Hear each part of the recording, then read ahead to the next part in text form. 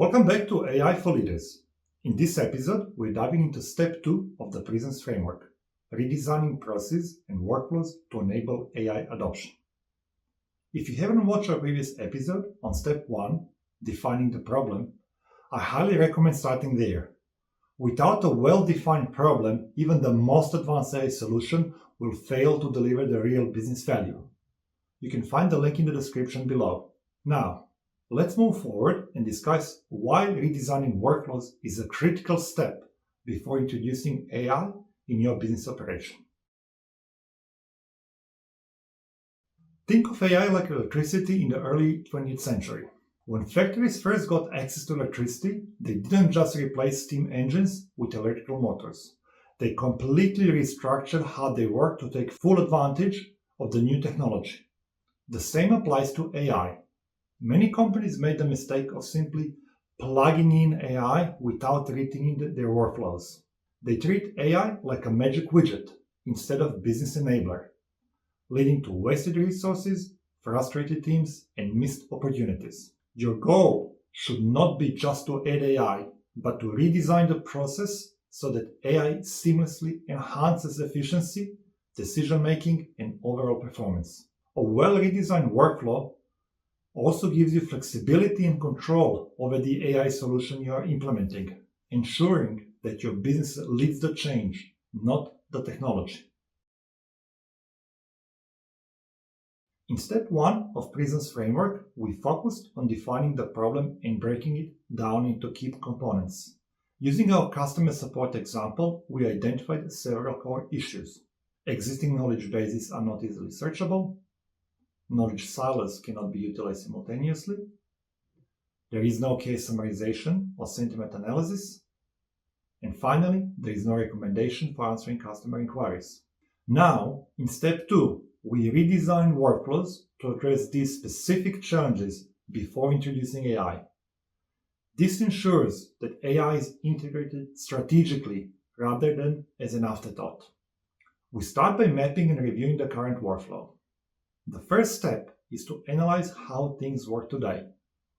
You should document your standard operating procedure, or SOP, in case you haven't done so far, for handling customer inquiries and identifying inefficiencies. Key questions to ask at these stages are: where are the biggest delays in the process? Which tasks are repetitive and consume unnecessary time? Where do agents require human decision-making versus where can AI assist? How does lack of access to information impact response time and accuracy? For example, if agents spend excessive time manually searching knowledge bases, that is a clear bottleneck that needs to be redesigned before AI can help. Then we can look at redesigning process for integration. Once we have mapped the existing workflow, we need to redesign it to remove friction points. Then we apply them to the sub-problems we identified in step 1. We start by making knowledge bases easily searchable. So instead of agents manually searching through multiple sources, we redesign the workflow to integrate AI-powered semantic search, surfacing relevant answers instantly, breaking down knowledge silos. Rather than agents jumping between disconnected systems, we can streamline knowledge management by creating a centralized AI-powered repository that pulls real-time information from all sources, automating case summarization and sentiment analysis. Instead of agents reading through long customer interaction, an AI model can generate concise case summaries and analyze sentiment, allowing agents to prioritize urgent or sensitive cases. And finally, sub-problem number 4 was lack of AI-driven response recommendations. Rather than agents compositing responses from scratch, AI can suggest pre-vetted replies based on historical data and conversation context, speeding up resolution time. Once we have redesigned the process, we don't immediately implement AI. We first test the new workflow with the real scenarios to validate the process.